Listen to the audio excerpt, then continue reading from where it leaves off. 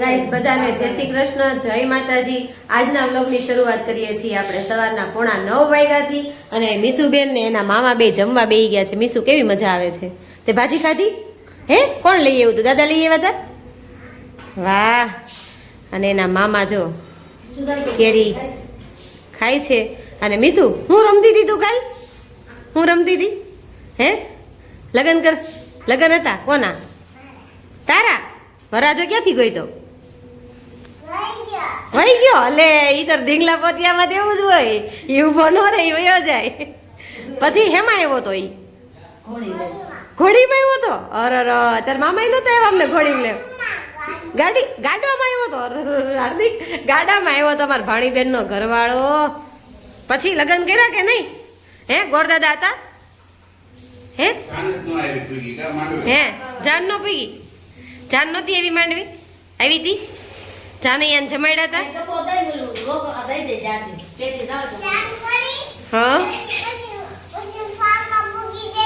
હા વાહ ભાઈ વાહ। અમારા મીસુબેન ના ભાઈ છે ને ઢીંગલા પતિયા રમતા ને, અમે નાના હતા ને ત્યારે અમે આવું કંઈક રમતા હશું, અત્યારે યાદ તો નથી। અમે ઘર ઘોકલા રમતા, પણ ત્યારે તો બહુ ઓછી ખબર પડતી ને। મીસુબેન છે ને કાલ લગ્ન કરી નાખ્યા, કેમ મીસુ? ઓફિસેથી આપણે આવી ગયા છીએ ઘરે, અને મીસુબેન ફોન લઈને બેસી ગયા છે। મીસુબેન કેમ આ ચુંદડી કેમ ઓઢી છે? ટાઈટ વાય છે? ઓહો એટલી બધી ટાઈટ વાય છે કે મચ્છર કરડે છે? ટાઈટ વાય છે। અને અહીંયા છે ને પપ્પા લઈને આવ્યા છે આપણા માટે કેરી। આ છે ને 2 મણ કેરી ખૂટી ગઈ, આ 3જો મણ કેરીનો ચાલુ થઈ ગયો છે। કેટલી મણ લાવ્યા છે હાર્દિક પપ્પા? મણ લાવ્યા છે પપ્પા કેરી? જો કાનાજીના દર્શન કરી લ્યો, મસ્ત મજાના મારા કાનાજી। હાય। અને અહીંયા બની હોય એવું લાગે છે ફૂટડી દાળ મગની। હા આમાં શું છે મમ્મી? તાંજળિયાની ભાજી। કેમ 2 બનાવ્યું? તાંજળિયાની ભાજી ખાવી હતી?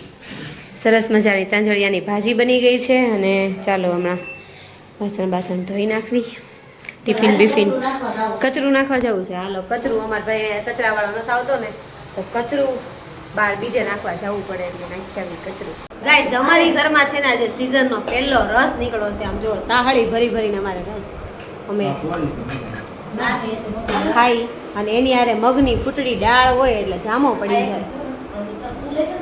સરસ મજાના બધા જમવા બેસી ગયા છે। મીસુ તને રસ ભાવે છે હે? તો શાક કેમ નથી લીધું હે?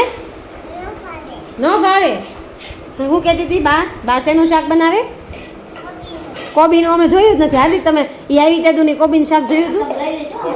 એ નકરું એમ કીધા રાખે, લે તમે નકરો કોબીન સંભાળો ને કોબીન શાક જ બનાવો છો। હવે એ આવી ત્યાં એમ કીધું એવું છે હે?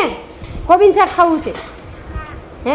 જે કેવું કહેતી હતી મને તો ઊંધું એમજી, તો હું કાલ બનાવી દે હો બા, હો ને? મને આવડે, હું બનાવી દઈ। હું બાની જેવું તો? મિત્રો સવારના વાગ્યા છે 8:15, અને આજે તારીખ છે 16। સરસ મજાની અમારી મોર્નિંગ થઈ ગઈ છે। મીસુબેન હજી ઉઠીને નથી આવ્યા। જો અહીંયા કેરી સુધારાઈ ગઈ છે, કેરી ભાખરી થઈ ગઈ છે, અને અડધા પડધાએ ખાઈ લીધું છે। સવારનો નાસ્તો કરીને પિનલ ભરે છે ટિફિન। પિનલ કેટલા ટિફિન ભરો છો તમે?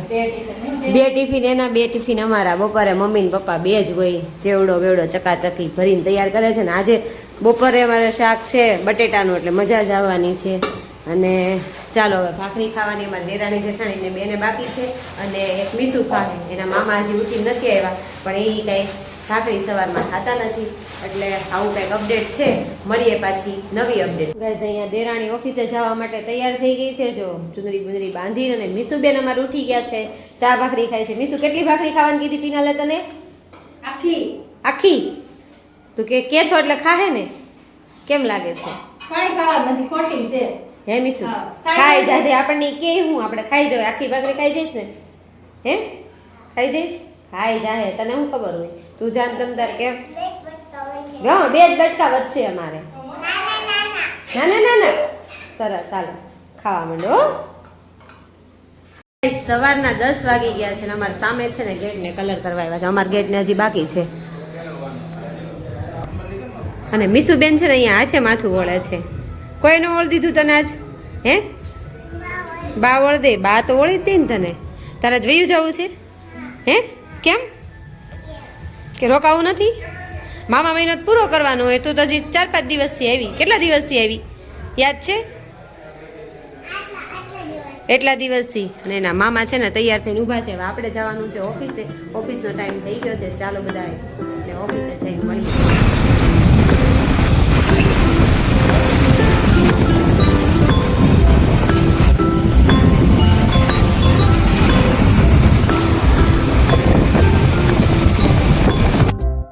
મિત્રો અમે બંને હસબન્ડ વાઈફ આવી ગયા છીએ ઓફિસે. હાર્દિકને એક કામ હતું એટલે એ બહાર ગયા છે. અને ઓફિસે આવીને મારું વિડીયો એડિટિંગનું જે કામ છે એ પતાવું. પછી ઓફિસનું જે કાંઈ કામકાજ છે એ પતાવીએ. પછી નવી અપડેટમાં જોજો હવે શું થાય છે.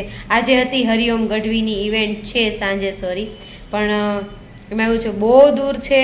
પછી નેક્સ્ટ ડે આજે સેટરડે, કાલે સન્ડે સવારે એક લાડવામાં જવાનું છે, સાંજે જવાનું છે એક મૂવીના પ્રીમિયરમાં.